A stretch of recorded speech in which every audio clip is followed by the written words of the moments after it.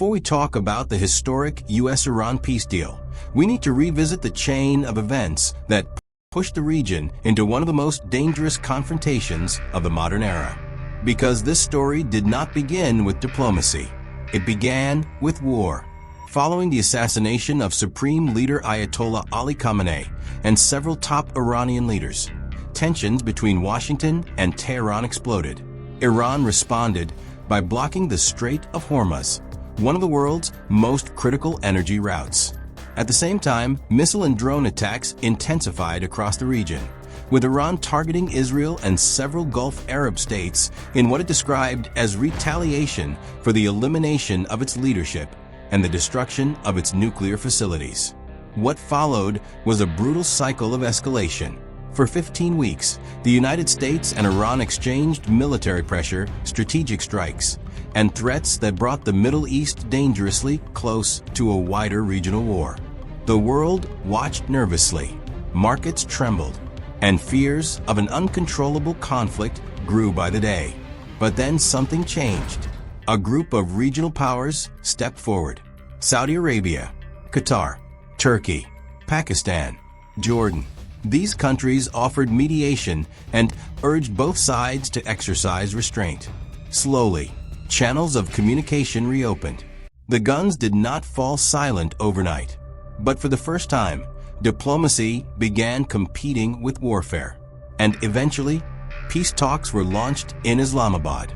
The very fact that American and Iranian negotiators sat across the table from each other was considered a breakthrough. Then came June 17, 2026. The United States and Iran jointly released a 14-point Memorandum of Understanding that would be formally signed electronically on June 18th. A document that many hoped would end months of bloodshed and create a framework for a lasting settlement. So what exactly was inside this historic agreement? Let's break down the 14 points. Point 1. An immediate and permanent end to military operations on all fronts, including Lebanon, with both sides pledging never again to initiate war or military action against one another. Point 2. Both countries agreed to respect each other's sovereignty, territorial integrity, and internal affairs. Point 3. The United States and Iran committed to negotiating a final comprehensive agreement within 60 days, with extensions possible by mutual consent. Point 4. The United States agreed to begin removing its naval blockade immediately and to completely end it within 30 days. Point 5. Iran agreed to facilitate the safe passage of commercial vessels through the Persian Gulf and the Sea of Oman for 60 days without charging fees. Point 6. Washington committed, together with regional partners, to support a reconstruction and economic development initiative for Iran worth at least $300 billion. Point 7. The United States pledged to terminate all sanctions against Iran according to an agreed schedule, including unilateral, primary, secondary, and international sanctions. Point 8.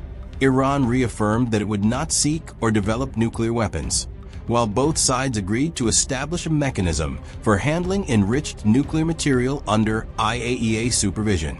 Point 9. Until a final agreement is reached, both countries would maintain the status quo. Iran would freeze the current state of its nuclear program, while the United States would refrain from imposing new sanctions or deploying additional military forces to the region. Point 10. The U.S. Treasury would issue waivers allowing Iranian oil exports and associated financial services to resume. Point 11. Frozen Iranian funds and assets would be made available for use following implementation of the agreement. Point 12. A joint executive mechanism would be created to monitor compliance and implementation. Point 13. Formal negotiations on the final deal would begin after implementation of key confidence-building measures. And finally, point 14. The final agreement would be endorsed through a binding United Nations Security Council resolution. What do you think? Will all parties, including Israel, respect the 14 points of the MOU? Do you think a final peace deal will be signed? Share your opinion in the comments and subscribe to this channel for more updates.